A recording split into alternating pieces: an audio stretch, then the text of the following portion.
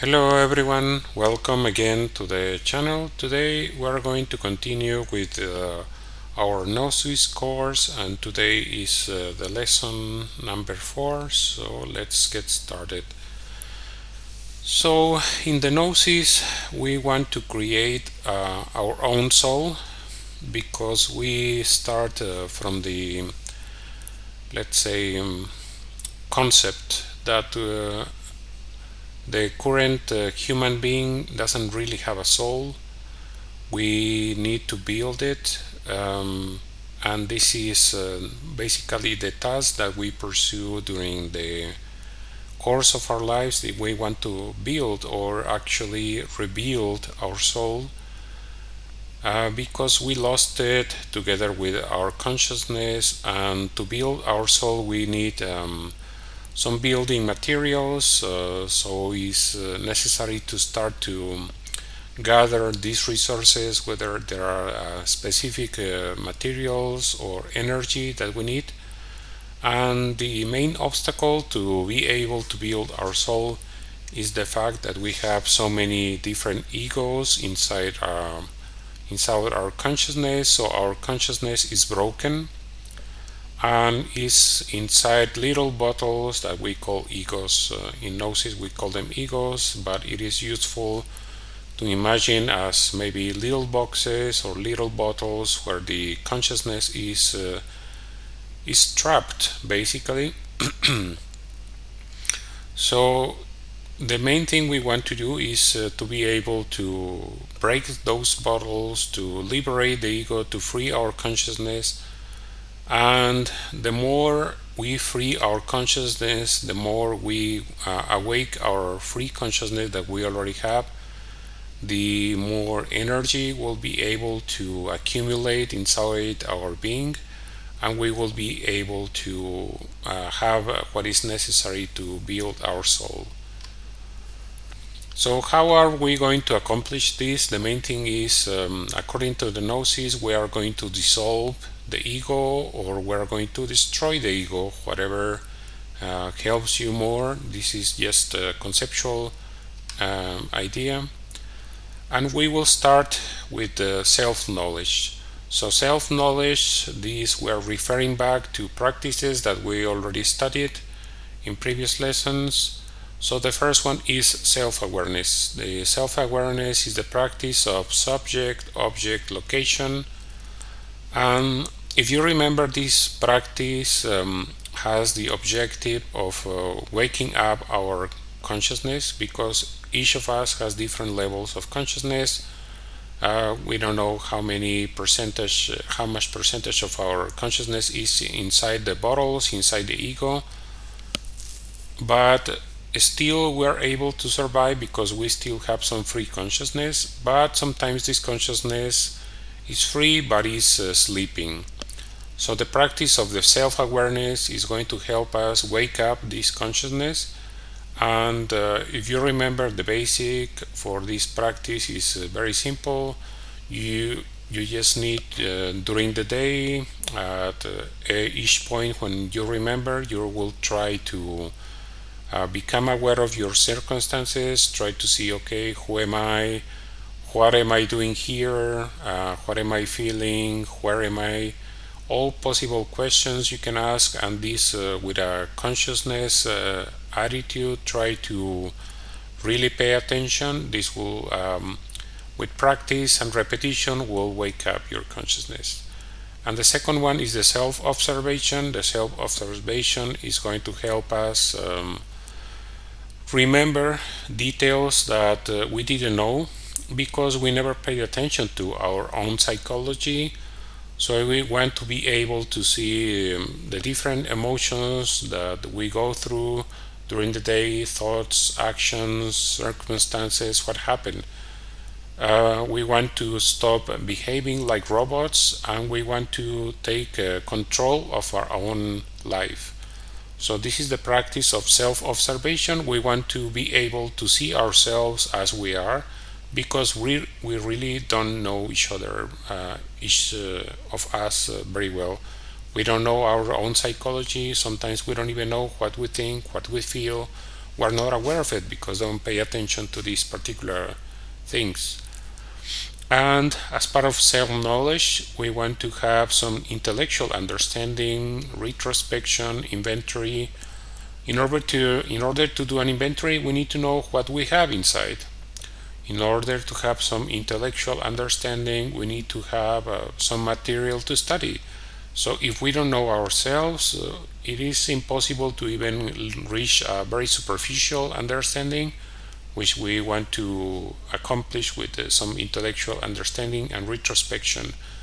So this is part of the exercises that we are going to do during the day, and especially probably it's useful to do it at the end of the day at night. So we want to accomplish the comprehension. This is the ultimate goal. And to do this, we will do a meditation. So at the end of the day, we will do a meditation, and this practice will help us start to eliminate or to dissolve the ego or destroy the ego each day, a little bit every day.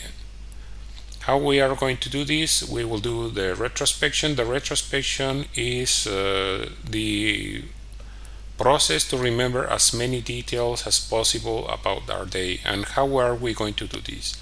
If you never did a meditation before, it's actually very simple. You just lay down or sit in a comfortable position. You will close your eyes and you will try to reach some state of inner peace. Ideally, you will try to think as little as possible, but if it is not possible, just try to start doing it little by little. Try to think less, or just focus on the process. Focus on the process. Try to remember as many details as possible that what happened during the day. And the reason for this is so we can choose a specific scene or event, and we are going to choose an event to work with. So we want to choose which event is useful for us. Usually, for example, we can take as an example 3 events during the day. And how are we going to choose these events? We are going to choose the events that caused us the most distress. So we're going to find events where we were feeling emotional pain, discomfort, some kind of problems, maybe conflict with other people. And we want to pay attention to the story, what happened, why it happened, who were the actors, what were they doing, and the feelings as related to the story. And it needs to be as specific as possible. So the main thing is that the story needs to be as short and concise as possible. And to be able to do this, we need to identify any story, any event, and we need to find out exactly what happened. So let's say, for example, I was trying to talk to my girlfriend. So this is the story, this is the event, and the actors is me and my girlfriend. So let's say I sent her a message and she didn't reply. So this is what happened. And if you see it in a very objective and materialistic way, what happened was I sent a message, the message reached her application, and it was possible to see that she received it. So this is all, and in a very simple way, but usually with humans it's never so simple. So as a result of this, let's say time passed and she didn't answer, or she took a long time to answer, and the fact that she took a long time to answer or that she didn't answer at all caused me to feel in a certain way. For example, I was feeling frustrated. I thought she was ignoring me. I thought she was doing it on purpose. I thought she was trying to hurt me, and I was feeling angry. I was feeling impatient. I was feeling sad. So all these emotions, all these feelings, all these events is part of one story, and it's a very specific story. It's very simple. We will try to do it as concise and short as possible. And once we chose a scene or an event that happened during the day, we want to choose an event that causes, of course, distress. And for example, we can choose 3 events during the day, and then we will work with them in order. Or we can just choose one. Is our privilege to do what we think is best. And it is important to do some kind of evaluation. Assess your initial level of feelings, pain, discomfort, emotions, and we are going to work in a specific feeling and a specific emotion at a time. No, we cannot work, or we should not work in all the feelings at once. Let's say, going back to the example, I will say, okay, I was feeling angry because she didn't answer. Okay, so we are going to, or I will work in the feeling of anger because I sent her a message and she didn't reply. So this is going to be the story. It's going to be very concise, very specific, and very simple. And the most specific and the most simple it is, the most useful it is for the work that we want to do. So this is the process. This is how we get to the point where we already have an emotion, we have a story, and we are ready to start working. So we are going to proceed to the elimination, and the elimination is going to cause us, as our work starts to accumulate over time with repetition, is going to lead us to the emancipation of our consciousness. This is what we want, and we want to do a prayer. The prayer can be with your own words, and the main thing is to have this concept that each of us has a goddess or a mother, the mother of our soul, the mother of our spirit, or our inner goddess, however you want to conceptualize it. Each of us has a mother. We wouldn't be here if it wasn't for our mother, and it is the same concept. It's a concept that will help us somehow use the imagination. As such, maybe you see, okay, inside of me there is nobody, it's only me. But there are different parts that are independent and they have their own consciousness inside our spirit. So it is useful to imagine this part of ourselves, let's say the feminine side of our soul or the feminine side of our spirit, and we want to pray to her for help. We are going to help ourselves with the help of our mother or our goddess. And using our own words, we're going to ask her to release us from this particular emotion. So we're going to tell her the story. You know, when today I sent a message to my girlfriend and she didn't answer, I was feeling very angry. Please help me become free of this anger. Please release me from this negative feeling. Please release me from this negative emotion. Help me be free, help me be happy, as you wish to say. And then you are going to use the imagination, and the imagination is very useful because it will help us to focus our energy in the task that we want to do. So we can use imagination to visualize the destruction of the ego. The ego in this case is the particular emotion that we're talking about. For example, as in the example, I was feeling angry.